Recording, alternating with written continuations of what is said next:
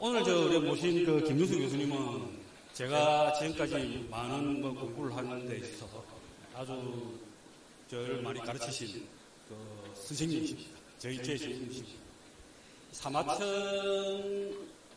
사마천이라는 사람이 중국의 고대 역사를 이래 썼는데 그 글자가 한 52만 자가 됩니다. 굉장히 많죠. 제가 강의하고 있는 손자명법이 몇 자녀도 있겠습니까? 6,000자 정도 됩니다. 그리고 논어가, 어려운 논어가 15,000자밖에 안 됩니다. 그런데 52만 자라고 하면 어마어마한 양이죠. 그래, 이 사마천 사기를 평생을 거쳐서, 그걸, 여러분들이 아마 네이버나 이런 데 들어가서 사마천 사기에 관한 자료를 찾아오고 볼 때는 이 김윤수 교수님의 글을 피할 수가 없습니다. 그래, 거기에는 어마어마한 내용들이 이렇게 들어있는데, 그 많은 내용을 가지고 책을 수십 권을 쓰는데, 제가 전에 몇 권이라고 듣긴 들었는데, 다 기억이 안 납니다. 나오시면 그 몇 권을 쓰시는지 한번 들어보면 되겠습니다. 지금도 계속 책이 나오고 있습니다. 그리고 이제, 이 사마천 학회를 또 우리나라에 만드시고, 거기서 이사장을 맡으시면서 전국의 많은 회원들과 함께 이 사마천을 계속 연구하고 있습니다. 그래서 사마천 학회라 그래서 이 사기만 가지고 연구하시는 게 아니고, 최근에는 이제 이 병법서도 출간을 하셨는데, 이 36개라는 것과, 그리고 백전기락을 위해서, 여러분 책 다 받으셨죠?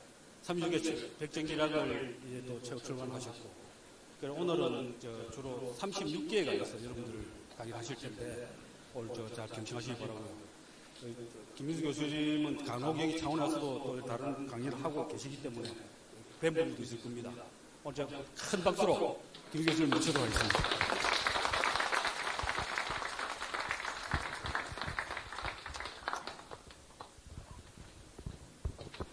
반갑습니다.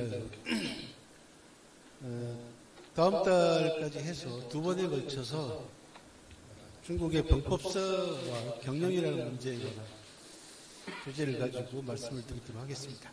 경영 부분은 여러분들이 전문가들이시기 때문에 제가 과연 건드릴 수 없는 분야이기도 합니다만, 최근에 들어와가지고 병법서하고 경영을 연계시키는 그런 경향이 서양에서도 일어나고 있습니다. 실제로 손자병법 같은 경우는 이미 오래전부터 경영하고 연계가 됐고, 일본은 가장 그 분야에 관해서 연구 축적이 가장 많은 나라이기도 합니다. 그래서 전반적으로 오늘 첫 시간에는 중국의 병법서 전반에 관한 개괄적인 이야기를 좀 소개를 드리고, 다음 시간에는 36개하고 백전기략을 경영하고 연계시키는데 어떤 방법으로 연계시킬까, 또 여러분들에게 어떤 인사이트를 줄 수 있는가, 이런 부분들을 초점을 맞춰가지고 강의를 한번 진행해 보도록 하겠습니다. 제가 병법서에 주목을 하게 된 것은 당연히 사마천 사기 때문에 그렇습니다. 제가 사마천 사기를 지금 한 세대 넘게 공부를 하고 있으면서 몇 가지 선물을 받았습니다. 사마천으로부터. 첫 번째는 인생을 살아나가는 삶의 좌표, 그리고 똑바로 살아라라고 하는, 제가 웃으면서 그런 얘기 많이 합니다. 우리나라 특히 남자분들 같은 경우는 삼국지 빠져 계시는 분들 많잖아요. 그죠? 그래서 뭐 삼국지 몇 번 이상 읽지 않은 사람하고도 이야기도 하지 마라 라고 하는, 그런 되지도 않는 이야기 하는 분들이 꽤 있어요. 그때마다 제가 웃으면서 뭐라고 얘기를 하냐면, 삼국지 10번 읽고 좋은 대학 가거나 돈 버는 이런 거보다 사기 한번 읽고 좋은 사람 되라, 그런 얘기를 많이 합니다. 한 10여 년 전에 우리나라에서 서울대학 간 젊은 친구 하나가 삼국지 읽어서, 이문열 삼국지 읽어서 서울대 가게 됐다라고 신문기사가 대문짝만하게 난 적이 있습니다. 그리고 제가 사마천 사기를 가지고 대중화시키려고 애를 썼을 때 가장 진입장벽이 삼국지였습니다. 그 책 안 읽어도 상관없습니다. 삼국지 별로 좋은 책도 아닙니다. 그래서 삼국지 10번 읽고 좋은 대학 가는 것보다 사기 한번 읽고 좋은 사람 되라, 그런 얘기를 한 적이 있습니다. 그래서 사기는 대단히 정의로운 역사책입니다. 그래서 자칫 잘못된 길로 빠지려고 할 때마다 저를 붙들어준 그런 책이기도 합니다. 또 하나는 제가 이제 사기로부터 받은 이 부전공들이 있습니다. 첫 번째가 간첩입니다. 첩자에 관한. 사기는 역사책인데 혼란기라든지 전쟁 통해 첩자를 활용한 사례들이 상당히 많이 나옵니다. 그래서 우리나라는 과연 첩자의 세기는 언제일까? 7세기였습니다. 저는 원래 한국 고대사 한국사 전공에서 출발을 해가지고 중국사 쪽으로 전공을 바꿨기 때문에 한국사에 대해서 어느 정도 공부를 했거든요. 7세기는 신라가 삼국을 통합하기까지 과정이 거의 한 번도 내리는 첩자의 시대였습니다. 여러분들도 너무 잘 아시는 원효하고 의상대사가 고구려를 거쳐가지고 요동을 거쳐서 중국으로 가다가 붙잡혀가지고 한 달 동안 억류당한 사건이 있습니다. 기록에 나옵니다. 그때 억류의 제목이 첩자였습니다. 거기부터 시작해가지고 김유신 같은 경우는 첩자 활용이 대가였습니다. 그래서 고대 첩자라고 하는 논문부터 시작해가지고 4-5편의 논문과 단행본 2권을 첩자하고 관계되는 책을 냈고, 간서라고 해서 중국에서 가장 유명한 거의 유일한 간첩에 관한 종합적인 책이 있습니다. 간서라고 합니다. 그 책도 번역해서 제가 낸 바가 있습니다. 두 번째는 간실입니다. 간실에 관한 책을 지금까지 한 7종류 가까이 제가 책을 냈습니다. 이것도 역시 사마천으로부터 받은 선물입니다. 사마천 사기에 보면은 영행열전이라고 해서 임금에게 아첨과 압으로서 사랑을 받았던 간신배들 이야기가 있습니다. 이 영행열전 때문에 후대의 중국 정사에 간신열전이 편성되게 되는 계기가 사마천부터 만들어졌습니다. 그리고 세 번째가 오늘 여러분들한테 소개해드리는 병법과 관계되어 있는 모략입니다. 한 25, 6년 전에 제가 모략이라고 하는 3권짜리 번역서를 낸 적이 있습니다. 그 책이 3파까지 나와서 지금까지 한 20만 부 정도 팔린 장기 베스트셀러가 됐는데요. 모략하면은 뭐 좀 이따 소개하겠습니다만 대단히 나쁜 뜻으로 풀이합니다만 중국 사람들은 절대로 그렇게 보지 않습니다. 그래서 오늘 제 강의는 병법과 더불어서 중국 사람들이 얘기하는 모략과 함께 여러분들이 개념을 염두에 두시고 들으시면 좋겠다. 그런 말씀을 먼저 드립니다.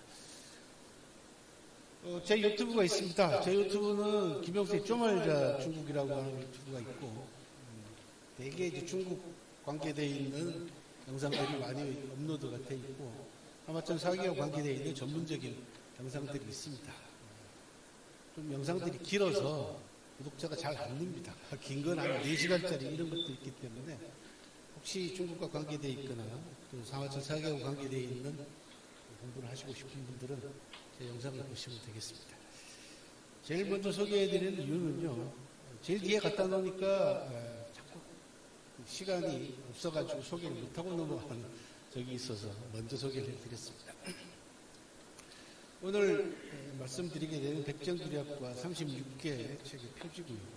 최근에 낸 책입니다. 용인이라고 하는 책은 제왕의 사람들, 오늘 이야기하고 관계가 있는 그런 주제의 책들이고, 코로나 때문에 제가 한 3년간을 바깥에 나가지 못하다 보니까 역설적이게도 코로나가 저한테 선물을 여러 개를 줬습니다. 그러니까 포기했던 일들을 하게 만들어줬습니다. 그게 이제 망유학부터 시작해가지고 모략학, 모략은 아까 보셨던 모략이라는 책을 다시 개정해서 내기로 돼 있고, 또 하나는 신후학이라고 하는 책이 있습니다. 그래서 이 네 권이 모두 다 번역서들입니다. 아예 제가 옛날에 코로나만 아니었으면 다 포기했던 작업들을 지난 3년 동안 방대한 작업들을 해냈습니다. 그래서 망유학은 페이지가 한 1020페이지 정도 되고요. 모략학도 한 1000페이지 가까이 되고, 다 1000페이지에서 500페이지가 넘는 책 4권이 망유학이 제일 먼저 나왔습니다. 지난달에. 빠르면 이번 달에는 모략학이 나올 것 같고요. 늦어도 다음 달에 나올 것 같고, 그 다음에는 모략구가 올해 내로 나올 것 같고, 늦어도 내년 초쯤 되면 4권의 책이 모두 다 출간되지 않을까 싶습니다. 먼저 여러분들에게 영상 하나 보여드리고 시작을 하도록 하겠습니다.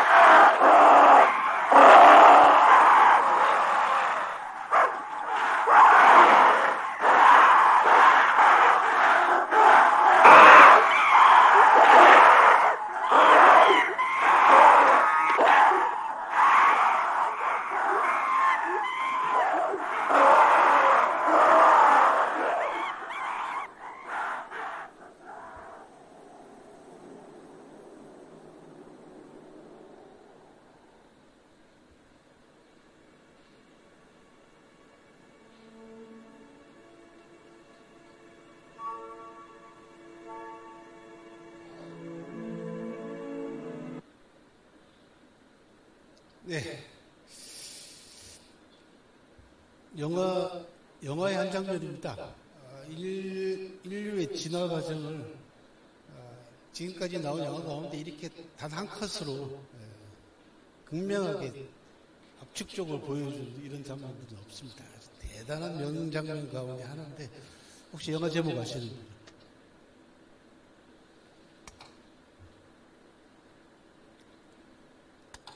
맞추시면 제가 돌아가서 선물을 하나 보내드릴 텐데.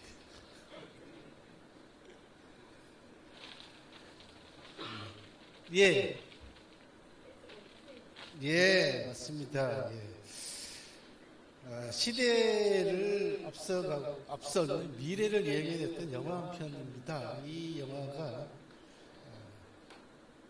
보시면 놀라실 겁니다. 만든 연도가 언제냐? 지금 감독은 스탠리 큐브릭이라고 아주 유명한 감독입니다. 원래 아스 클락의 단편소설인 파수병이라고 하는 책에서 원작을 따왔고요. 음악은 아주 주옥같은 음악을 썼습니다. 리하르트 스트라우스, 제일 처음 나왔던 음악은 자르투스트라는 이렇게 말했다라고 하는 앞부분 서목이고, 그 다음에 또 왈츠가 요한 스트라우스 2세 왈츠로 무기로 사용된 도구를 하늘로 던지자마자 우주선으로 바뀌는 아주 극명한 멋진 장면으로 마무리된 아주 유명한 영화입니다. 영화가요 67년에 나온 영화입니다. 무려 1967년에 나온 영화입니다. 그러니까 이미 50년이 넘은 영화입니다. 이 영화 놀랍게도. 그리고 2001 오디세이 스페이스라고 하는 그런 제목을 가지고 있는 영화입니다. 이 감독의 작품은 영화 좋아하시는 분들은 아주 대단한 문제작들을 많이 낸 감독입니다. 1960년도에 스파르타쿠스부터 시작해서 닥터 스트레인지 러브, 그 다음에 시계탭 오렌지가 아주 대단히 문제작이었고요. 샤이닝, 이거는 이제 정신병자에 관한 아주 스릴 넘치는 그런 심리 영화였고, 그 다음에 월남전을 다룬 아래 오른쪽에 있는 조 영화가 풀메탈 자켓이라고 하는 월남전을 대단히 비판적인 시각으로 묘사했던 그런 영화였고요. 가장 최근의 작이 이제 아이즈 와이드 샷이라고 하는 영화입니다. 세상을 떠나고 난 다음에 개봉됐던 그런 영화입니다. 이 2001 스페이스 오디세이라고 하는 영화는 이 영화사의 길이 남을 앞에 보셨던 명장면 때문에 쭉 여러 사람들의 평균을 입이 오르내리고 있는 그런 영화고, 특히 제가 주목했던 가장 중요한 부분은 몇 가지가 있습니다. 첫 번째는 인간의 진화를 아주 압축적으로 보여줬던 거 하나. 또 하나는 도구가 아니라 인간이 제일 먼저 사용한 것이 무기로 사용했다라고 하는 이런 인류 투쟁사의 아주 적나라한 모습으로 이 감독이 묘사했다는 하는 부분입니다. 오늘하고 다음 달에 여러분들한테 제가 말씀드리고자 하는 이 병법서와 경영에 있어서의 가장 핵심 키워드는 경쟁이자 투쟁 아니겠습니까? 그죠? 모순과 갈등 이런 부분들이 사실 등장합니다. 물론 최근 경영 이론에 있어서는 윈윈을 대단히 강조하고 있습니다. 그런 부분들은 저도 거기에 100% 공감합니다만은 그 윈윈에 이르기까지 과정 역시 마찬가지로 모순과 갈등과 경쟁과 투쟁의 연속입니다. 인간은 이 경쟁과 투쟁 속에서 살아남고 또 상대를 꺾기 위한 두뇌작용, 사유 이런 부분들을 통해 가지고 만들어낸 것이 중국 사람들은 모략이라고 표현을 합니다.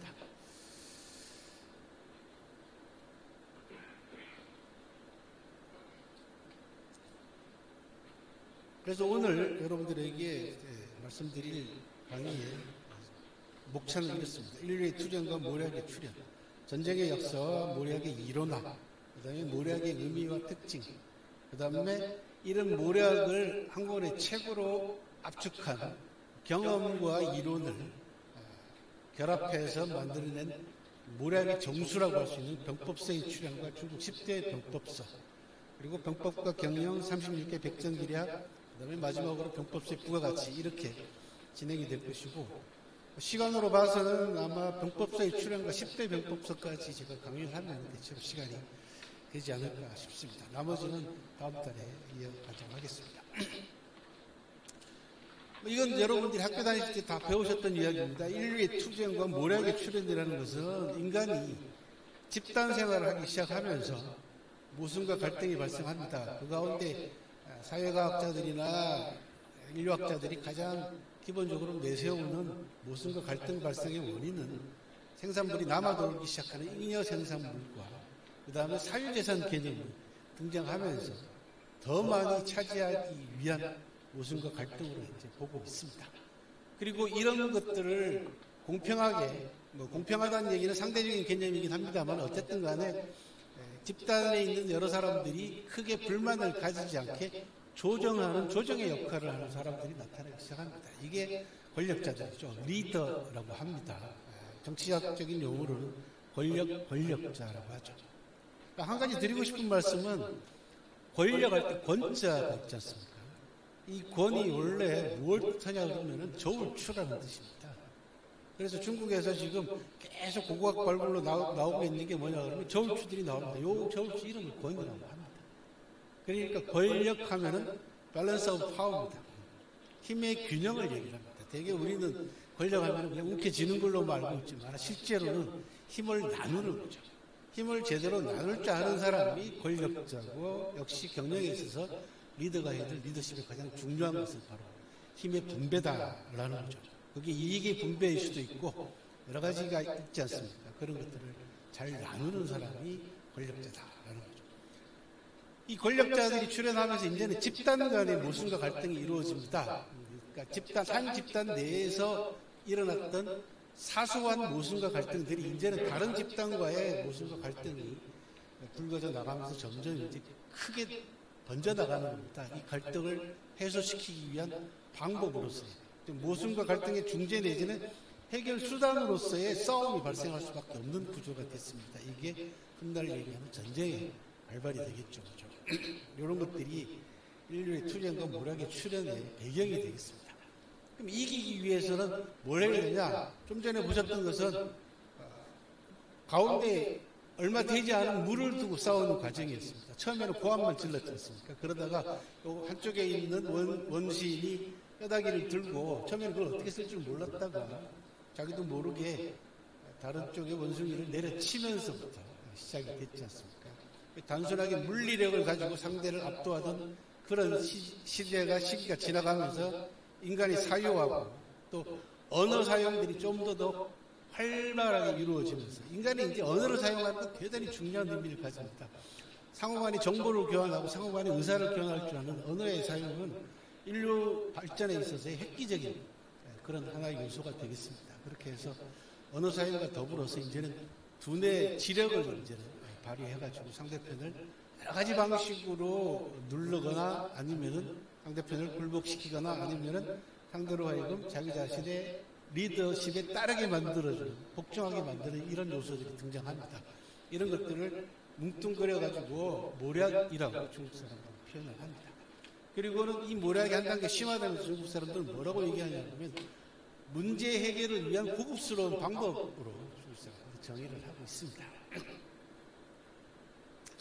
그렇게 해서 국가가 출현합니다, 이제는. 그래서 경쟁과 투쟁이 격화가 되죠. 국가 간의 모순과 갈등의 규모는 커질 수밖에 없습니다. 그렇게 해서 전쟁이 발생하게 되고, 전쟁이 발생함에 따라서 전략과 전술이 필요하게 되고, 점점 더 리더의 리더십, 즉 장수의 리더십이 더욱더 중요해집니다. 그리고 이 장수의 리더십이라는 것은 앞장서서 싸우는 것도 대단히 중요하지만 부하 병사들을 통솔할 줄 아는 리더십도 중요하고, 이들을 죽음도 불사하고 전쟁터에 나가게 만들어주는 격려 기제라고 합니다. 이런 것들을. 이렇게 해서 부추겨서 나가게 만들어주는 그런 리더십. 또 하나는 최소한의 희생으로 최대한의 승리를 거둘 수 있는 전략과 전술. 이게 이제 모략입니다. 그래서 고급스러운 모략이 전쟁이라고 하는 이 부분을 통해가지고 이제는 꽃을 활짝 피우게 되는 그런 시대가 되겠습니다. 그게 중국으로 얘기하면 춘추전국 시대가 되겠습니다. 춘추전국 시대는 기원전 770년부터 기원전 221년 진시황이 천하를 통일하기 전까지 약 550년입니다. 그러니까 반천년으로 보시면 됩니다. 이 550년간을 가리키는 용어가 춘추전국 시대가 되겠습니다. 약 170개의 나라가 하나로 합쳐지는 과정입니다. 이게 얼마나 무섭습니까? 그죠? 초창기 존재했던 170여 개의 제후국이 하나로 합쳐지는 과정입니다. 그러니까 그 사이에 좀 심하게 과장해서 말씀을 드리면은 인간에서 일어날 수 있는 모든 경우의 수가 이 시간에 중국 사람들은 다 경험했습니다. 그래서 인간 사유가 활짝 꽃이 피게 되는 그런 시대가 바로 춘추전국 시대가 되겠습니다. 여러분들 가운데 중국사에 관심이 많은데 너무 중국은 왕조도 많고 역사도 길지 않습니까? 중국은 왕조만 무려 83개나 됩니다. 왕조만. 우리는 상대적으로 굉장히 단순한 역사를 가지고 있습니다. 고조선부터 시작해가지고 삼국시대가 있었다가 잠시 후삼국시대가 잠깐 있었다가 고려, 조선 요렇게밖에 없지 않습니까? 합쳐 10개도 안 됩니다. 나라가 우리는. 근데 중국은 무려 83개나 됩니다. 그리고 제왕들만 숫자만 해도 한 600명 가까이 되는 제왕들이고 춘추시대 때 각국의 군주들을 빼고도 그 정도 숫자가 됩니다. 그래서 중국사가 재미있긴 합니다만은 너무 방대하고 또 지명이나 인명들 이런 고유명사들이 너무 복잡하기 때문에 엄두를 못 내는 분들이 꽤 많으십니다. 그걸 압축적으로 여러분들이 재미있게 공부하시려면 저 춘추전국 시대를 집중적으로 공부하시면 좋다라고 하는 그런 방법을 말씀을 드립니다. 그러니까 550년만 공부하시면 됩니다. 왜 그러냐? 중국 사람들의 원형질이 거기 다 들어있습니다. 춘추전국 시대. 인류가 겪어왔던 모든 경우의 수가 이 550년간의 집약이 되어 있을 뿐만 아니라 온갖 권모술소와 그 다음에 전쟁과 과학기술과 경제와 군사와 그 다음에 외교관들 이런 사람들이 다 등장합니다. 또 그리고 이런 사회 문제를 진단하기 위한 위대한 사상가들이 다 이 시대에 출연합니다. 여러분들 알고 계시는 자자로 끝나는 사람들은 다 이 시대 사람들입니다. 그죠? 나중에 송나라 때 와가지고 주의라고 하는 사람을 제자들이 어거지로 자자를 붙여가지고 주자라고 붙인 거 외에는 다 자자로 끝나는 사람들은 다 춘추전국 시대 때 사람들입니다. 중국 사람들 DNA 속에는 춘추전국 DNA가 있습니다. 170개가 되는 나라가 하나로 합쳐지는 과정에서 못 일어날 일이 뭐가 있겠습니까? 그리고 개혁이라든지 인재 문제라든지 이런 부분들이 다 이 춘추전국 시대 때 집약되어 있다라고 보시면은 그리고 재미있게 여러분들이 공부할 수가 있습니다. 워낙 다양하다 보니까 그죠? 그래서 춘추전국 시대에 주목하라 그런 이야기고 기원전 770년부터 1911년까지 약 2700년 동안 기록상으로 3576차례의 전쟁이 기록이 되어 있습니다. 중국 사람들이 낸 통계입니다. 1년에 평균 1.4차례 한 번 반이 전쟁이 내내 있었다는 얘기고 기록이 없는 걸 따지면 이 숫자는 더 늘어나겠죠. 그렇죠? 그래서 이런 전쟁의 기록들이라든지 그런 사례들을 쭉 경험들을 종합해 본 결과 중국 사람들이 보여준 전략과 전술 그리고 그로부터 비롯되는 모략이라고 하는 이 지혜, 보물창고가 춘추전국 시대 완전히 함축적으로 압축돼서 나타난다. 그런 이야기입니다. 그러다 보니까 자연스럽게 중국 내부에서는 5,000년 넘는 세월 동안 중국이 겪었던 역사를 통해서 이런 경험들을 그리고 이런 경험들에서 나온 고급스러운 지혜인 모략을 일원화시킬 필요가 있다라고 하는 점이 개혁개방 이후에 본격적으로 대두가 됐습니다. 그래서 모략학이라고 하는 학문이 중국에서 한 20여 년 전에 태동을 했고 저도 한 20여 년 전에 그 책을 접하고 가지고 읽다가 번역은 엄두도 못 냈습니다만 아까 말씀드린 대로 코로나 때문에 그 모략학이라고 하는 원고지를 한 4,000매가 넘는 책을 번역을 해서 지금 출간을 기다리고 있습니다. 모략은 영어로는 스트래티지라고 되게 번역을 합니다. 뭐 정확하진 않습니다만은 우리나라 사람들이 쓰는 가까운 단어로는 계획 또는 전략에 가까운 단어다라고 이해하시면 되겠고 위키백과를 찾아봤더니 저렇게 정의가 되어 있었습니다. 뜻한 바를 이루기 위해서는 꾀와 술책, 주로 다른 사람을 해치려는 목적으로 꾸미는 거짓된 술책 이렇게 정의가 내려져 있는데 이건 전혀 중국에서 쓰고 있는 정의하고는 다른 정의입니다. 중국의 최대 포털인 바이두에 보면은 눈앞의 문제나 장기적인 문제에 대해 그 나름의 사고를 거쳐 나온 해결책과 방안이라고 정의가 내려져 있습니다. 제가 20여 년 전에 한 26년 한번 넘은 것 같은데 이 모략이라고 하는 책을 처음, 요거는 지금 개정판 표지입니다만은 처음에는 이제 소프트 커버로 3권이 나왔습니다. 초판만 한 10만 부가 넘어 팔렸는데요. 그 당시에는 우리나라 출판계가 호황을 누리던 시기가 되어가지고 10만 권은 성에도 안 찼던 모양이에요. 별로 관심도 없어요. 그때 나왔던 유명한 여러분들도 기억하실 겁니다. 밀리언셀러들이 뭐냐 그러면은 한 권으로 있는 조선왕조실록. 기억나시죠? 그죠? 그 다음에 그 소설 가운데에서 테마록. 그 기억나시죠? 그죠? 네. 이런 책들이 100만 부가 막 넘어 팔리니까 10만 권 팔린 거 아직 신경도 안 쓰더라고요. 출판사에서. 그러더니 출판계가 어려워지면서 한 10년 훨씬 한 15년쯤 지난 다음에 개정판이 나왔는데 그때는 엄청나게 신경 써서 책을 내주더라고요. 개정판도 한 10만 권 정도 팔렸고 이번에 이제 세 번째로 나오게 되는 모략고라고 하는 책이 바로 저 책의 세 번째 개정판이 되겠습니다. 좀 더 고급스럽게 정의를 내려보면요. 모략은 인간의 사유를 통해 정리되어 나온 어떤 문제에 대한 해결책 내지 방안이라고 정의를 내려볼 수가 있겠습니다. 최근에 이제 이 모략과 관계되어 있는 작업들을 번역도 하고 정리를 하면서 제가 지금 모략 대사전을 준비 중입니다. 모략 대사전을 가지고 책을 내게 되면 이제 여러분들이 그 사전을 펼치면서 어떤 자기가 부딪히는 상황에 대해서 해결할 수 있는 해결 방안 이런 부분들을 책을 통해서 아마 케이스 바이 케이스대로 도움을 받을 수 있지 않냐라고 생각을 하는데 그 작업을 하면서 제가 모략의 특징이 뭘까라고 하는 부분들을 좀 정리를 해봤습니다. 첫 번째는 모략은 독창성이 없으면 모략으로서의 가치가 없습니다. 아마 우리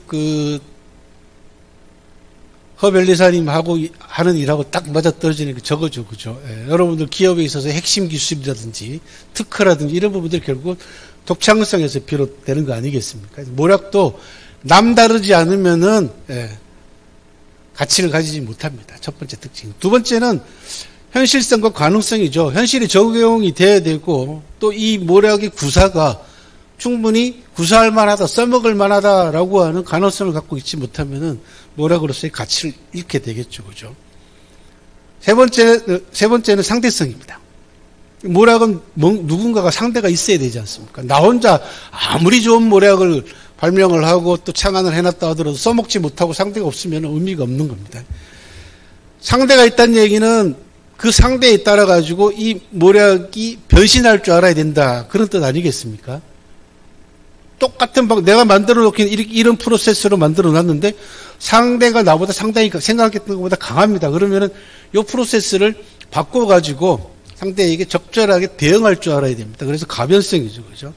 그리고 탄력성이라고도 표현할 수가 있고요.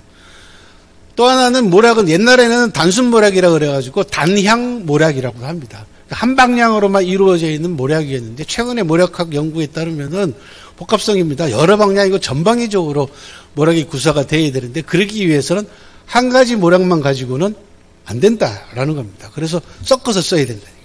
컴플렉시티가 필요하다라고 얘기를 합니다. 그래서 이런 모략이 가지고 있는 특징들입니다. 따라서 여러분들이 모략과 관계되어 있는 책이라든지 이걸 읽으시게 되면은 충분한 도움을 받을 수 있고 병법서들이 바로 이런 모략의 특성들을 가지고 있는 그런 분야가 되겠습니다.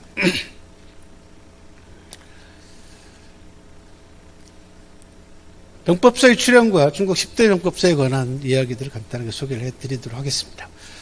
병법서의 출현은 먼저 전쟁의 경험이겠죠. 그죠? 싸우면서 경험을 쌓게 됩니다. 승리할 때도 있고 패배할 때도 있지만은 승리했다면 내가 왜 승리했는가라고 하는 부분들을 피드백하지 않겠습니까? 복귀를 합니다. 바둑 좋아하시는 분들은 잘 아시다시피 바둑 두고 나면은 복귀하지 않습니까? 그렇죠? 그러면서 상대하고 어디가 잘못됐고 내가 이거는 실착이다. 상대가 잘 둔 부분에 관해서는 이게 워낙 좋은 수였다. 이런 부분들을 복귀하듯이 싸우고 난 다음에 승리하거나 실패하게 되면은 승리의 원인과 실패의 원인을 복귀할 수밖에 없습니다. 이론적으로 복귀하거나 말로도 복귀하지만은 무엇보다도 중요한 것은 자기 스스로가 사유를 통해 가지고 복귀할 수밖에 없지 않습니까? 패배한 사람이 다음 싸움에서는 승리하기 위해서는 자기 스스로 자기가 패배한 원인을 스스로 복귀하지 않으면 다음 싸움에서도 질 수밖에 없는 겁니다. 그래서 전쟁 경험 그리고 그걸 복귀하다 보면은 이때 이렇게 갔어야 되는데 또는 이 길로 갔어야 되는데 또는 이런 방식으로 했어야 되는데 라고 하는 전략과 전술에 대한 수정이 필요합니다. 그래서 전략과 전술이 자연스럽게 수정이 되고 그것이 하나의 아주 정교한 이론으로 정립이 되게 되면은 그 필요성이 이제 극대화됩니다. 그래서 그 경험과 그 다음에 자기 자신의 복귀를 통해 가지고 다음 싸움에서 다음 전투나 다음 전쟁에서 그 복귀된 부분들을 가지고 구사해서 승리했다 그러면은 또 그 다음에도 승리했다 그러면 점차 승률이 계속 높아지게 되면 이게 하나의 정형으로 딱 자리를 잡습니다. 그리고 여기에 문장력이 뛰어난 사람들 또는 그런 경험을 다 갖춘 사람, 걸출한 인물이 하나 나타나서 이론으로 정립을 합니다. 그게 이제 병법서죠. 그래서 중국 같은 경우는 아까 말씀드린 대로 춘추전국 시대에 워낙 전쟁이 많았기 때문에 거의 1년에 몇 차례씩 있었고, 심지어 여러분들 전국시대 때 막판에 가면은 진나라하고 천하를 통일하는 진시황의 진나라하고 조나라가 벌인 장평 전투 같은 경우는 쌍방의 병사력만 합치면 건 100만 가까이 됩니다. 전투에 동원된 인력만. 그리고 진나라가 승리하고 난 다음에 40만 명을 모두 포로로 잡습니다. 조나라 병사 40명을 포로로 잡아가지고 산채로 생매장시킵니다. 40만 명을 통째로. 여기 지금 중국에 가면은 산서성 지역에 그 전투 유적지가 남아 있습니다. 아직까지 발굴을 하고 있지 않은데 계속해서 뼈가 나오고 있기 때문에 아마 전면 발굴이 이루어지면 아마 끔찍한 발굴이 될 겁니다. 아마. 기록에는 40만 명을 생매장시켰다라고 이렇게 기록이 나오고 있습니다. 오늘날 전투하고 비교해도 이거는 이루 말할 수 없을 만큼 끔찍한 전투였습니다. 사람이 사람을 잡아먹는 그런 일까지 벌어졌던 그런 나중입니다. 이 전쟁의 규모가 확대되고 치열화되다 보니까 자연스럽게 전략과 전술의 필요성은 점점 더 커져갔죠. 여러분들을 인간이 말을 교통수단이나 그 다음에 전쟁에서 사용하는 전투수단으로 활용할 때까지 이 진화 단계를 보게 되면은 말 등 위에 올라타는 데까지 걸린 시간이 어느 정도 되는 줄 아십니까? 말 등 위에 올라타가지고 창을 쓰거나 또는 검을 휘두르거나 또는 이제 활을 쏘거나 이런 부분들이 있습니다. 거기까지 걸리는 시간이 수천 년 걸렸습니다. 얼핏 생각하기엔 여러분들이 말 등 위에 인간이 먼저 올라탔을 것 같지만은 안장이 없으면은 올라타기 힘듭니다. 그러니까 처음에 인간이 먼저 뭘 만들었냐 그러면 마차부터 먼저 만듭니다. 이 어깨에다가 장치를 해가지고 끈을 달아가지고 뒤에 수레를 밀면은 말이 끌기, 소도 마찬가지입니다. 말을 끄는 건 별로 무리가 없습니다. 근데 안장을 올려놓고 배를 쪼이게 되면은 이게 여러분들 로데오 잘 아시잖아요. 미국에서 맨날 이거 꽉 졸라매가지고 위에 올라타고 그거 몇십 초도 버티기 힘들 만큼 난리를 치지 않습니까?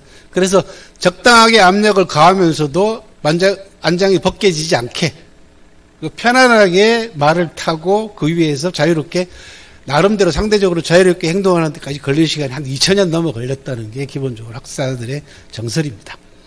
이렇게 기술이 발전돼야 된다는 얘기죠. 또 하나는 처음에 이제 여기부터 시작해가지고 두 번째 말 위에서 자유롭게 활을 쏘거나 무기를 그러니까 두 손을 놓은 상태에서 무기를 휘두르려면 뭐가 필요합니까? 등자가 필요하죠. 발걸이. 요 발걸이를 말이 올라타고 난 다음에 발걸이를 만드는 데까지도 몇백 년 걸립니다. 그걸 등자라고 합니다. 그래서 진시황 병마용경 아까 우리 변리사님께서 말씀하셨지만 병마용경 가서 보면은 아주 등자가 떨어진 병자가 출토가 되면서 중국의 이 발걸이 말 타면서 그는 등자의 역사를 또 한 200년 정도 앞당겼습니다. 그 병마용 때문에. 그전에는 되게 지난 시대 때 가야지 등자가 나오는 걸로 되게 알고 있는데 병마용경에서 이게 등자가 나오면서 실물이 나오면서 흙으로 빚은 말과 등자가 나오면서 앞당겼고 말씀 나온 김에 아까 우리 변리사님이 말씀하셨던 진나라 병사의 특징을 좀 더 부안을 해드리면 이렇습니다. 지금까지 병마용갱은 1970년대 초반에 발굴을 시작을 합니다. 그해 73, 4년 무렵에 중국에 비가 너무 안 와가지고 샘물 파다가 함양에 쪽에 있는 중국 인민들이 샘물을 파다가 물 나올 때까지 계속 깊이 있게 파들어가다가 이 장군 얼굴 하나를 발굴해냅니다. 진용이라고 합니다. 이런 게 나왔다고 문물소에다가 이제 보고를 하니까 고고학자들이 동원돼가지고 구제 발굴을 합니다. 그걸 구제 발굴이라고 합니다. 이제 갑작스럽게 나왔으니까.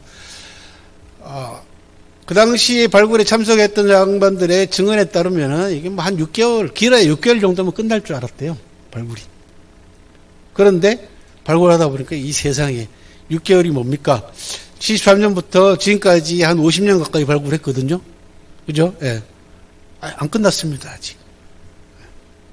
앞으로 50년 정도는 더 걸릴 걸로 저는 예상을 합니다. 병마용갱 발굴대장하고 저하고 친구 사이라서 그 안내를 많이 받고 얘기를 많이 하는데, 여러분들 서안에서 병마용갱 가신 분들은 아시겠지만 모두 갱이 3개가 있습니다. 1호갱, 2호갱, 3호갱이 있습니다. 3호갱은 완전 발굴이 끝났습니다. 여기는 헤드쿼터입니다. 사령부입니다. 1호갱은 주로 보병 위주로 된 용이고 2호갱은 아예 덮어놨습니다. 발굴을 안 했습니다. 그 이유가 뭐냐 그러면 박마용갱의 병사들이 모두 8,000개 정도 실물 크기가 발굴이 됐는데 확인이 됐는데 모두 다 칼라였습니다. 칼라예요. 처음 탁 발굴하면은 갑옷 색깔이 전부 다 붉은색도 칠해져 있고 보라색도 칠해져 있고요. 얼굴은 살색 다 칠해져 있습니다. 칼라입니다. 근데 이 칼라가 산소와 접촉하는 순간 10시간이면 다 날아갑니다. 그래서 1호갱은 전부 다 날아갔으니까 어쩔 수 없고 3호갱은 워낙 규모가 좁기 때문에 완전 발굴로 끝내버렸고 2호갱은 그냥 덮어놓은 상태입니다. 즉 10시간 이내에 이 칼라를 유지시킬 수 있는 과학기술을 지금 거의 다 개발 단계에, 다 완성 단계에 와 있기 때문에 앞으로 빠르면 한 10년 이내면은 올 칼라로서의 병마용갱 병사들을 볼 수 있지 않겠냐라는 게 이제 전문가들의 전망이고요. 우리 변리사님께서 말씀하신 헤어스타일만 말씀을 드렸는데 좀 더 보충하면 이렇습니다. 또 하나는 수염입니다. 병마용갱에 나오는 모든 병사들이 전부 다 각자의 개성 있는 헤어스타일을 하고 있을 뿐만 아니라 수염도 각자 자기한테 맞는 수염을 기릅니다. 콧수염만 기른 병사, 장병, 그 다음에 콧수염, 턱수염 다 기른 장병, 그 다음에 구렛나루까지 싹 기른 장병. 그런데 놀라운 건 뭐냐 그러면 그냥 기른 게 아닙니다. 머리카락도 그냥 한 게 아닙니다. 다른 싹싹 빗어가지고요. 틀어가지고 상투처럼 틀어 올리고 뒤에다가 헤어핀까지 딱 꽂아놓은 겁니다. 그래서 진나라 법에 보면은 싸우면서 머리를 다치게 건드리면 크게 벌을 받게 돼 있습니다. 이건 무슨 얘기냐면 군기입니다. 이 머리카락을 빗고 수염을 싹 다듬는 거 자기가 했겠어요? 아닙니다. 시종들이 있었습니다.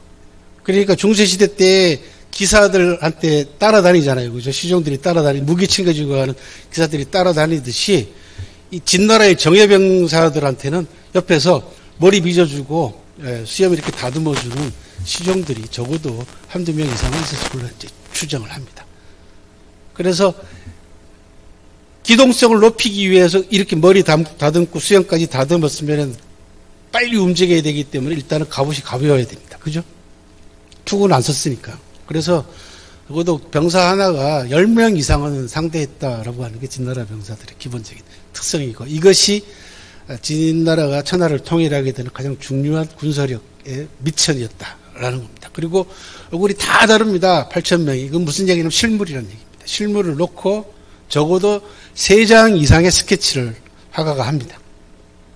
일단 정면을 그려야 되지 않습니까? 측면을 그려야 되고 헤어스타일 때문에 뒷면도 그려야 됩니다. 그러면 그 스케치를 보고 조각가가 조각을 해서 이게 8,000개가 발견됐지만은 목은 다 따로따로 만들었어요. 그러니까 얼굴은 8,000명을 전부 다 실물 크기를 놓고 전부 다 빚어가지고 하고 이 옷은 계급에 따라서 똑같지 않습니까? 그래서 장군 옷 만들고 여러 개 같이. 그래서 얼굴만 다 다르고 나머지는 전부 다 계급에 따라서 여러 개를 같이 찍어낸 형태로. 예. 그리고 무기도 많이 나왔고요. 베라벨 유물과 유적들이 이제 나오고 있고 1979년도 전 세계에 개방된 이래로 30년 동안 입장료 수입만 5조 원을 벌어들였습니다. 79년부터 2009년까지입니다. 30년. 딱. 그 이후로는 아직까지 통계를 제가 접하지를 못했습니다. 이 30년 동안의 통계만 제가 자료를 가지고 살펴보니까 입장료 수익만 5조 원이고 입장료가 900배 올랐습니다. 30년 사이에. 지금은 여러분들 가서 보시면은 병마용갱하고 진시황릉하고 티켓 하나에 묶어가지고 구경을 하게 돼 있습니다. 병마용갱이 그 정도니까 진시황 무덤 발굴하면은 어느 정도가 될지 상상 가시죠. 그죠? 진시황 무덤은 도굴당하지 않았습니다. 그게 확인이 됐기 때문에. 그런 얘기는 나중에 기억되면 또 말씀을 드리도록 하겠습니다. 이런 과정을 밟아가지고 병법서가 출연을 합니다. 그리고 그 시대적 배경은 춘추전국 시대다. 왜? 전쟁이 가장 많았던 시대고 전쟁 규모도 점점 커져갔고 그것도 단위도 제후국의 국가 단위로 전쟁을 벌였기 때문에 자연스럽게 전략 전술의 이론화가 필요했고 자연스럽게 병법서가 출연을 했습니다. 춘추 말기 이후부터 시작해 전국시대에 소위 얘기하는 병가들이 출연을 합니다. 그러니까 여러분들이 춘추전국 시대 때 가장 중요한 특징 가운데 하나를 어떻게 알고 학교에 다닐 때 뭘로 배우셨냐 그러면 제자백가라고 배우셨어요. 기억나시죠? 네. 제자백가라고 합니다. 제자는 여럿이다라는 뜻이고 자자는 아들 자자인데 마스터에 해당됩니다. 오늘날로 얘기하면 전문가, 스승 뭐 이런 뜻입니다. 우리나라 텔레비전 프로그램을 얘기하면 생활의 달인 이런 쪽에 가깝습니다. 백가는 백이나 되는 일가를 이룬 그런 뜻입니다. 백집이잖아요. 가짜. 가짜는 집가짜이긴 합니다만 우리가 흔히 쓰는 말로 그 방면에 일가를 이루다 할 때 그 가짜입니다. 그러니까 여러 명의 마스터들이 전문가들이 나타났는데 무려 백가를 이룰 만큼 나타났다는 얘기입니다. 그러니까 많다라는 뜻입니다. 그리고 이들이 일제히 꽃을 피웠다 해서 백화제방이라고도 합니다. 백종류나 되는 꽃이 일제히 피었다라는 뜻이 백화제방입니다. 그 제자백가 가운데에서 10대 일가를 이룬 쪽을 꼽으라면 여러분들 잘 아시는 유가, 도가, 어쩌고저쩌고 쭉 나오죠. 그죠? 음양가 한번 나옵니다. 그 가운데 병가가 대단히 중요한 위치를 차지합니다. 그리고 이 병가의 첫 번째 선두주자가 여러분들도 너무 잘 아시는 손자병법의 손무입니다. 지금 우리 허별리 선생님하고 강의하고 계시는 손자병법입니다. 손자병법 손무는 기원전 545년에 태어나가지고 기원전 470년에 세상을 떠난 걸로 이제 추정을 합니다. 시대가 누구 시대하고 비슷하냐 그러면 공자님 시대입니다. 공자님이 기원전 551년에 태어났습니다. 불과 6살밖에 차이가 안 납니다. 재밌죠, 그죠? 공부하시면서 이런 거 아십시오. 제가 책을 쓰거나 강의를 할 때마다 꼬박꼬박 생물연대를 넣어주는 이유가 거기 있습니다. 이거 공부하시면서 서양에서는 이 시기에 누가 태어났을까 한번 쳐다보고 동시대에 같이 살았던 중국 사람들은 누가 있을까? 여러분 한 번도 생각 안 해보셨죠? 손자병법이 손무하고 공자님하고 거의 비슷한 시기였어? 그리고 공자의 제자 가운데 자공이라고 하는 제자가 있습니다. 자공은 상인이었습니다. 그것도 아주 국제상인이었어요. 대상인입니다. 중국 사람들이 가장 닮고 싶어하는 상인입니다. 자공이. 왜 그러냐? 대사업가인데다가 유가의 시조인 공자님의 수제자였습니다. 논어를 보시면은 공자하고 가장 많은 대화를 나누는 사람이 누구냐 하면 자공입니다. 다른 사람 아니면 아내도 아니고 자로도 아니고 자공입니다. 그리고 공자세가라고 해가지고 사마천이 공자의 전기를 남겨놨습니다. 공자세가라고 해서 이 공자의 세가에 보면은 자공 얘기가 꽤 많이 나오는 데다가 중리 제자열전이라고 해가지고 공자님 제자들을 72명의 제자들에 관한 기록이 있어요. 그 기록의 절반 가까이를 자공이 차지합니다. 그 다음에 화식열전이라고 해가지고 사마천 사기에 보면은 부자들 이야기가 있습니다. 유명한 상인들 이야기들이 나옵니다. 그 기록도 자공의 분량이 제일 많습니다. 그래서 저는 그런 기록들에 주목을 해가지고 하남성이 이제 하남성 준현이라고 하는 곳이 자궁의 고향인데 자궁의 고향까지 직접 한번 찾아가서 무덤도 한번 찾아보고 했습니다. 그게 벌써 십몇 년 전인데 지금 그때는 옥수수밭에 그냥 방치되어 있었습니다. 자궁 무덤이. 근데 지금은 중국이 경제력도 커지고 뭐 몇 년 전에 이미 중국이 1만 달러를 돌파했지 않습니까? 자궁 고향이 어마어마한 그 투자와 자궁 무덤의 성역화가 이제 이루어지고 있고, 그 다음에 연구단체라든지 학술단체들이 막 나옵니다. 왜? 중국 사람들이나 중국의 화교들 가운데에서 크게 성공한 기업들이나 큰 사업가들이 가장 얻고 싶어 하는 명칭이 있습니다. 명예로운 명칭이. 그게 뭐냐면 유상이라는 겁니다. 유상. 유가의 유자하고 상인상자입니다. 그러니까 지식과 그 다음에 비즈니스 마인드를 동시에 갖춘 그리고 유교의 가르침을 가지고 자기 기업 정신에다가 반영하는 유상의 타이틀을 가지는 것을 최고의 명예로 생각을 합니다. 그 유상의 원조가 자궁입니다. 이 자궁은 또한 외교관이기도 했습니다. 그래서 여러 나라를 다니면서 국제 분쟁도 해결했던 그런 인물이기도 합니다. 자궁에서 가장 주목되는 것 중에 하나가 뭐냐 그러면은 공자가 세상을 떠나기 전에 눈을 감지 못하고 누군가를 기다리는 장면이 나옵니다. 사기에 보면은. 그게 누구냐 그러면 자궁입니다. 자궁이 사업차 다른 나라를 갔다가 돌아오니까 자궁 이름이 이제 사입니다. 사. 성은 단목씨입니다. 단목사라고 하는데 사야 왜 이렇게 늦었냐 라고 얘기를 하면서 마지막 유언을 남깁니다. 공자가. 그리고 그로부터 7일 뒤에 세상을 떠납니다. 이 장면이 대단히 극적인 장면이고, 또 하나는 공자가 세상을 떠나고 난 다음에 제자들이 모두 3년상을 치르는데 자공만 6년상을 치릅니다.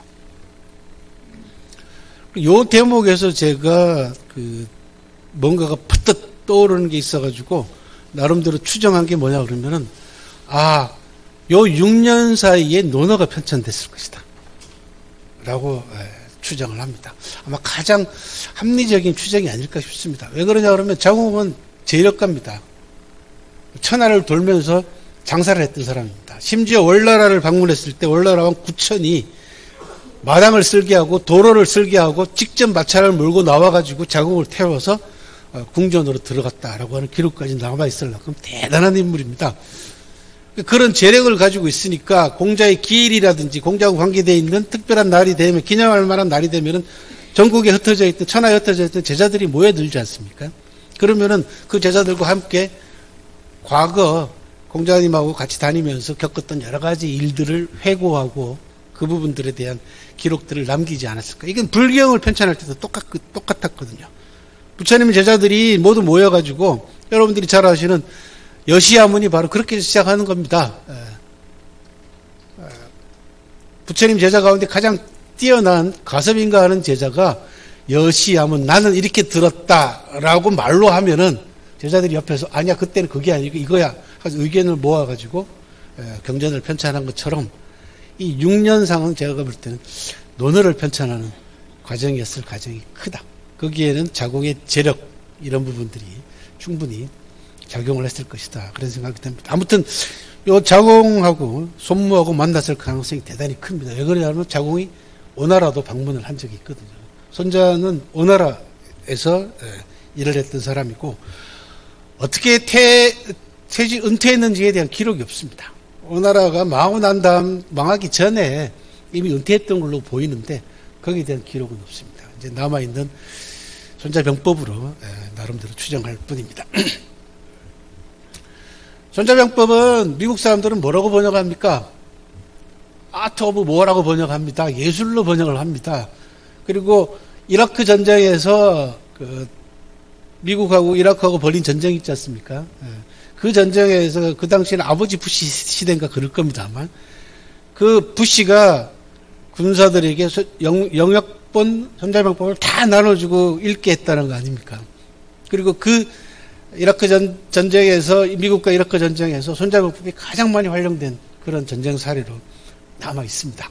그래서 미국에서는 뭐 손자병법 영부에도 있고요, 일본도 있고 그렇습니다. 그리고 우리나라도 한때 손자병법 열풍이 한번 불었던 적이 있긴 하죠. 근데 진지하게 군대 내에서 군사 전략이라든지 이런 쪽으로 현재 육해공 3사관학교에서 공부하고 있다는 얘기는 못 들었습니다. 그래서 군에도 제가 뭐 아는 장군들이 꽤 많아가지고 사관학교 과목에 이런 병법서 과목을 꼭 집어넣어야 된다라고 그렇게 얘기를 했는데 아직까지 반응은 없어 보입니다. 두 번째 중국 사람들이 꼽는 10대 병법 가운데 하나는 손빈병법이 있습니다. 손빈병법을 제가 왜 두 번째로 소개를 해드리냐 그러면 오랫동안 손자병법하고 헷갈려 왔습니다. 손빈도 손자라고 불렀거든요. 그러면 자자는 존칭이거든요.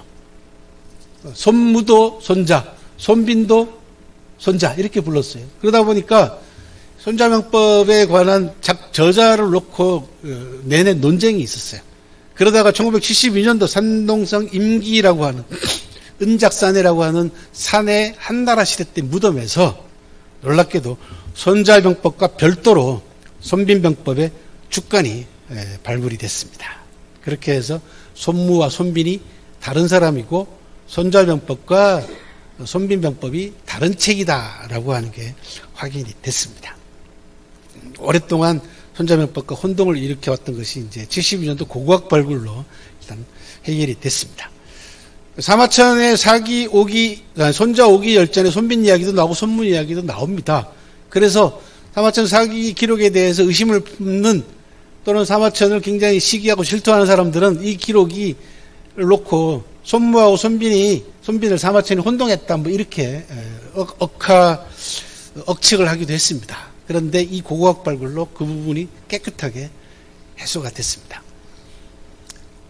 사마천 사기의 그 기록의 신뢰성의 문제에 관해서 2000년 동안 굉장한 많은 논쟁이 있었습니다.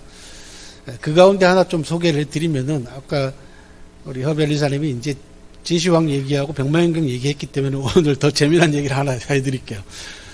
진시황 무덤에 관한 기록입니다. 사마천 사기에는 백마영에 관한 기록은 단 한 글자도 없습니다.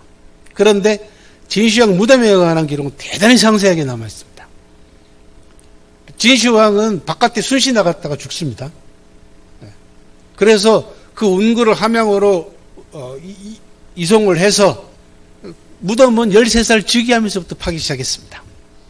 그러니까 우리나라 왕도 마찬가지고 중국이나 우리나라 제왕들은 즉위하는 그 다음 날부터 TF팀이 구성됩니다. 무덤 만들기 위한 TF팀. 그렇게 해서 지간을 보내가지고 일단 풍수지리학적으로 땅 선정부터 합니다. 그리고는 계속해서 그 무덤을 제위하는 동안 내내 무덤을 만듭니다. 진시황은 13살 때 즉위합니다. 바로 무덤 만들기 시작을 했는데 50세 때 세상을 떠나는데 38년 동안 무덤 팠는데도 다 완성을 못합니다. 그 아들 때 가서야 이제 완성을 하는데 이렇게 기록이 되어 있습니다. 우물 3개 깊이만큼 땅을 파고 우물 3개를 팔 만큼 깊이 있게 땅을 파고 한 90m 정도로 현재 전문가들은 추정을 합니다. 우물 하나가 되게 30m 정도로 보는 모양이에요. 그리고는 바닥을 고르고 그 밑에다가는 뭐 지금 백마연경 발굴로 봐가서는 밑에다가는 벽돌을 깔았을 거 보입니다. 벽돌을 깔고 이제 관과 곽을 두고 시신을 거기다 이제 안치를 합니다. 시신을 썩지 않게 만들기 위한 여러 가지 조치를 취하는데 한나라 시대 때 발굴된 왕들의 무덤을 보게 되면은 황제 무덤은 아직까지 발굴이 안 됐기 때문에 알 수가 없습니다. 그런데 왕들의 무덤이 있습니다. 왕들의 무덤은 시신을 금루옥이라 그래가지고 옥 수백 개로 금실로 엮어가지고 시신 위에다가 염을 합니다. 대단히 화려합니다. 뭐 반짝반짝거리는 옥을. 그러니까 진시황도 그렇게 했을 가능성이 현재 커 보입니다. 그리고는 바닥에다가는 세계 지도를 만들고 천하를 통일했지 않습니까? 천하도를 만들고 천정에다가는 별자리를 만들고 그리고는 그 위를 아마 단단하게 벽돌 같은 걸로 되게 이제 다지고 그 위에 흙을 덮고 그 위에다가 청동 녹인 샘물을 부어서 완전 밀폐를 시킵니다. 그 다음에 문무백관, 즉 백마연경에서 보이는 그런 병사들이나 문관들 이런 부분들을 도용들을 전부 다 빚어가지고 그 아래다가 옛날 궁전처럼 이렇게 다 배열을 시키고 진귀한 동물이나 그 다음에 보석들 이런 부분들도 다 그 안에다가 집어넣습니다. 그리고 제일 마지막 공사를 했던 사람들은 못 나오게 밖에서 문을 닫아가지고 생매장을 시킵니다. 뭐 여기까지는 그럴듯합니다. 그런데 더 놀라운 사실은 이중으로 된 입구를 문을 설치를 했는데 누군가 몰래 침범하면은 자동으로 화살이 발사되는 기관 장치를 만들었다 이렇게 되어 있습니다. 그러니까 이거는 거의 뭐 소설이죠. 그래서 후대에 학자들이 사마천 사기 신뢰성에 대해서 시비를 거는 사람들은 늘 이 기록을 가지고 시비를 겁니다. 어떻게 걸어요? 네가 들어가 봤냐? 왜? 사기 외에 사기 이전의 기록들에 이런 기록이 남아있으면 문제는 없습니다. 사마천이 그걸 인용을 한 거니까. 근데 없어요, 기록이. 그러니까 이거는 사마천이 들어가 보지 않고는 도대체 기록할 수 없는 부분 아니냐. 그래서 네가 들어가 봤냐. 이거 못 믿는다. 그래서 진시황 무덤에 관한 기록이 가장 불신당했습니다. 그리고 그 기록이 불신당하다 보니까 다 자연스럽게 다른 기록들도 이제 불신하게 되는 사람들이 많이 나타나죠.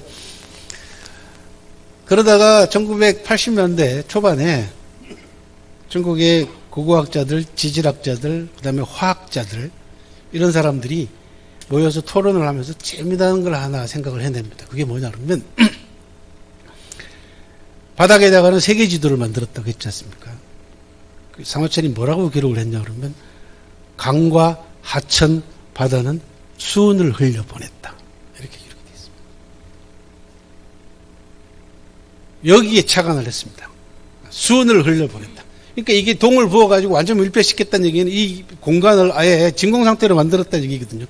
진공 상태에서 수은은 잘 아시다시피 액체지 않습니까? 그죠? 그러니까 강과 바다와 하천 같은 흐르는 모양들이 되는 거죠. 우리 포석장에 물 흘러다니시듯이. 그래서 그러면은 수은 측정을 한번 해보자. 이렇게 됐어요. 그래서 80년대 중반에 독일 기술을 빌려가지고 진시황 무덤을 덮고 있는 봉토, 그 다음에 진시황 무덤의 봉토 흙 말고 다른 지역의 흙, 이런 거 전부 다 샘플링을 해가지고 그 흙 속에 함유되어 있는 수은 함유량을 측정을 합니다. 그러니까 쇠파이프를 박아가지고 봉토 제일 꼭대기부터 시작해서 뭐 몇 미터 단위로 계속 수백 개의 샘플링을 하는 거죠. 들어갈 수 있는 데까지 들어가는 거죠. 이제. 그 결과 놀라운 사실이 확인이 됐습니다. 진시황이 시신이 안치되어 있을 걸로 추정되는 가장 중간에 수은 함유량이 다른 부분의 수은 함유량보다 수백 배 이상 나타났습니다. 그러니까 가장 중심이 500이라 그러면 500, 400, 300, 200, 100 이런 식으로 퍼져나가는 상태로 나타났어요. 그때만 해도 우리나라는 중국 자료를 거의 접하기 힘든 시대였기 때문에 저는 정신문화연구원에 이제 불원문서실이라고 따로 있습니다. 러시아, 북한, 뭐 중국 이런 쪽의 기록을 거기 들어가서 고급 문물지의 보고서를 보다가 그걸 발견한 겁니다. 정말 깜짝 놀랐습니다. 뭐 저야 너무너무 좋죠. 왜 그러냐? 사마천 사기를 공부하는 입장에서 사마천 사기의 기록의 신뢰성의 문제하고 관계되어 있으니까 저는 일단 사기의 기록이 정확했다라고 하는 개연성이 확보됐다는 측면에서 너무너무 기뻤고 중국 사람들은 무지무지하게 더 기뻐했죠. 왜? 독을 당하지 않았다. 라는 게 확인이 된 겁니다. 누군가가 파고 들어갔다면 이미 다 날아갔거나 미미하게만 남아있어야 됩니다. 세 번째, 완전 밀폐되지 않았다라는 게 전문가들이 견해입니다. 새어나오고 있다라는 게. 그래서 진시황 무덤을 언제 발굴하느냐가 초미의 관심사입니다. 지자체 단체장들은 그거 발굴하고 싶어서 난리죠. 왜? 백만연경 입장료 수익만 5조입니다. 진시황이 만약에 무덤을 발굴해가지고 사람들한테 개방했을 경우에 그 수익을 얘기라 생각하면은 난리도 아니죠. 근데 이 발굴을 70년대부터 계속 그 발굴 얘기가 나왔는데 계속 발굴을 막은 사람이 누구냐 그러면 주울레라는 사람입니다. 네. 아직 안 된다. 우리식 기술로는. 기다리라. 그리고 뭐 지금 현재 가장 유력한 설이라면은 만약에 발굴한다면은 완전 밀폐시켜 놓고 우주복이 콱 가서 발굴해야 된다라는 게 설이거든요. 이런 진시황릉 백마연계하고 관계되어 있는 재미난 비하인드 스토리가 있습니다. 아무튼 사마천이라고 하는 역사학자의 위대함을 또 한 번 고고학 발굴이 확인을 해준 그런 셈이 됐습니다. 여기가 손자병법과 손빈병법이 같이 주간이 나온 은작산 한묘 주간박물관이라고 하는 곳의 입구입니다. 제가 중국 다니는 데 다 이런 데로 다니는 게 제 일입니다. 나중에 내년부터 제가 다시 중국 프로그램을 속개를 하니까 우리 하벨 이사님을 통해 가지고 프로그램 나오면 안내를 해드리도록 하겠습니다. 이게 발굴 현장 그 당시에 72년도 발굴 때 사진 드리고 발굴된 토기와 그릇들과 죽간들의 모습입니다. 지금 이렇게 해서 화학 처리해서 유리 대롱 속에 넣어서 이제 손빈병법을 보관을 하고 있습니다. 오늘 이제 두루마리 죽간으로 나와 있는 손빈병법의 모습입니다. 여러분들도 들어보셨을 겁니다. 중국 10대 병법사 하면은 손자병법을 필두로 해서 손빈병법, 오자라고 하는 오기라고 하는 또 유명한 군사 전문가가 있습니다. 그래서 오기 또는 오자병법이라고도 하고, 그 다음에 육도 들어보셨죠? 이 강태공이라고 하는 인물이 편찬한 걸로 이제 전해지고 있는 책입니다. 그 다음에 위료자, 사마법, 태백음경, 신기제적 태백음경이라고도 부릅니다. 호검경, 기요신서, 연병실기, 그 가운데 이제 이 10가지 가운데서 이제 송나라 때 들어오면은 여러 병법서 가운데 7개만 골라가지고 꼭 군대에서 또는 장수들이 읽어야 될 필독서를 7가지를 골라냅니다. 그걸 무경칠서라고 합니다. 그 가운데 삼약이 들어갑니다. 그리고 이위공 문대라고 해가지고 당나라 태종하고 이정이라고 하는 군사가가 나눈 대화도 책에 들어갑니다. 자, 오늘 여기까지 말씀을 드리고 다음 주에 이제 병법과 경영 문제를 말씀을 드리면서 백정기라고 36개를 동시에 소개를 하도록 하겠습니다. 시간이 벌써 저렇게 됐죠, 그죠? 네, 감사합니다. 혹시 질문이나 하실 말씀 있으면 얘기하고 밥 먹으러 가겠습니다. 예, 말씀하세요. 예. 예.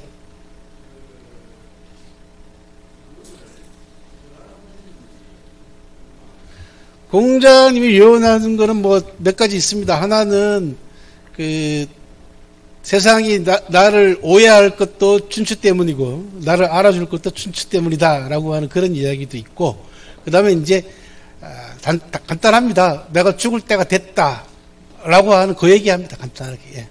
다른 건 없습니다. 그러니까 자공을 떼하게 기다렸다는 것만큼은 틀림없습니다. 예.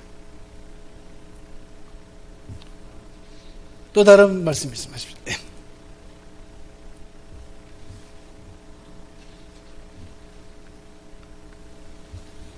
저 시기 맞죠? 예, 맞습니다. 예. 질문하십시오. 예.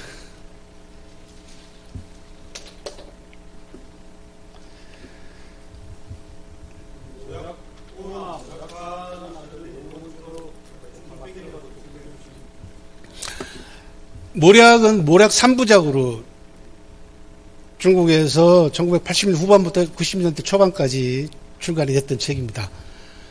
그 가운데에서 가장 대중적인 책은 모략고입니다. 고자는 창고 고자를 얘기합니다. 제가 96년인가 번역해서 낸 책입니다. 그건 뭐냐 그러면 정치, 경제, 통치, 외교, 그 다음에 군사, 그 다음에 간사, 이제 간신들 이야기도 있습니다. 여러 방면으로 나눠가지고 그 방면에 맞는 역사적 사례들만 탁탁탁 쪼개서 소개를 하고 있습니다. 그래서 가장 많이 팔릴 수밖에 없는 구조고, 외국에서도 여러 나라의 언어로 번역이 됐습니다. 모략고 같은 경우는. 그다음에 모략가는 동서양을 막론하고 뛰어난 모략가들을 총망라했습니다. 가장 분량이 많습니다. 어마어마하게 분량이 많은 게 모략가고, 거기에는 예수님도 포함되어 있고요. 그러니까 아까 말씀드린 대로 모략이라고 하는 단어를 우리가 쓰는 거하고 중국이 쓰는 게 전혀 다르기 때문에 중국 사람 입장에서 공자나 예수를 또 부처님을 모략가 속에 포함시키는 건 별로 꺼리낌이 없는데, 우리가 볼 때는 조금 생소합니다. 그게 모략가고요. 그 다음에 모략학은 원 제목이 모략론입니다. 그래서 이론서입니다. 모략의 역사부터 시작해가지고 모략의 연원, 그 다음에 모략을 움직여 나가는 데 필요한 다양한 기제들, 뭐 심리학이라든지 이런 것까지 다 들어있고, 그 다음에 모략과 관계되어 있는 주변 학문들과의 관계, 무지 어렵습니다. 번역은 뭐 말할 것도 없고, 제가 번역을 해놓고 봐도 지금 교정을 보고 있는데도 어렵더라고요. 그래서 여러분들 이거 큰일 났다. 이거 첫 번째는 이게 팔릴까 이게 걱정이고 그렇게 돼 있습니다. 그리고 이 3부작을 추진했던 사람이 차이 위치우라고 해서 중국의 우리로 얘기하면 그 소장, 육군 소장 출신의 군인 출신입니다. 그리고 중국이 전략 자산으로 보호하고 있는 인물입니다. 중국은 이제 우리는 그런 게 있는지 모르겠습니다만은 뭐 저는 미국도 있는 걸로 알고 있는데 중국 같은 경우는 전략적인 측면에서 국가적인 차원에서 자산으로 보호하는 인물들이 꽤 있습니다. 이 인물들은 포탈을 아무리 쳐도 요만큼밖에 소개가 안 돼 있습니다. 대단히 중요한 인물입니다. 예. 예.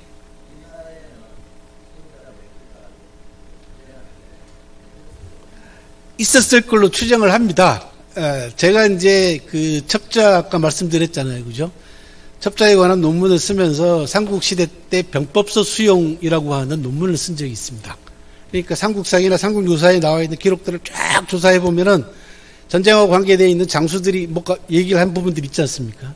그 부분의 원문하고 손자병법하고 대조를 한다든지 이렇게 해보면은 병법서가 전래됐을 가능성이 충분한 걸, 손자병법은 분명히 삼국시대 초반에 전래가 됐습니다. 왜 그러냐면 고구려 초기 때 전쟁 기록에 손자병법하고 똑같은 대목들이 여러 군데 나옵니다.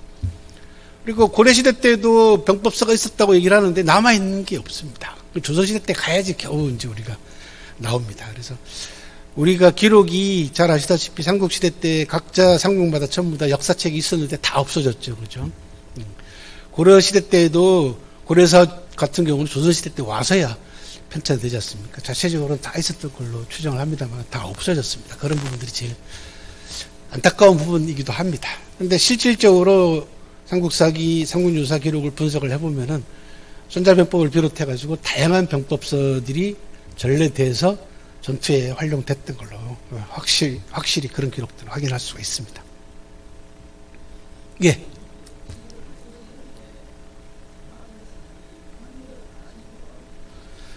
완역하다가 했는데 중단됐습니다. 해야 되는데 출판사가 안 하네요. 저한테 그 야단치는 분들 많습니다. 너 완역한다고 해놓고 왜 안 하냐, 뭐 메일로도 보내고 막 합니다. 근데 제가 세 가도 다 번역해서 원고 보내고 열전 첫 번째 권까지 해서 보냈는데 출판사가 움직이질 않습니다. 그래서 코로나 때문에 그러려니 하고 이제 넘어가고 있다가 좀 오래 지나면은 이제 물어봐야죠. 이제 니들 안 내려면은 놔주라. 다른 출판사가 살란다. 그렇게 해야죠. 이제 할 겁니다. 예. 또 다른 말씀 있으면 하십니다. 그만할까요? 예. 최근에 아까 참 우리 변리사님 여쭤보셨는데 최근에 위에 거는 정치모략부터 시작해가지고 간사모략까지 7개 분야로 모략고가 나눠져 있었습니다. 근데 최근에 제가 개정판들을 책을 보니까 처세 모략, 커뮤니케이션 모략, 공공관계 모략, 교육, 정찰, 수신, 그 다음에 건강, 장수를 얘기하는 양생 모략까지 분야가 다양해져 있더라고요. 그래서 현재 그런 부분들을 참고해서 공부하고 있습니다. 다음 달에 뵙도록 하겠습니다. 수고하셨습니다, 여러분들.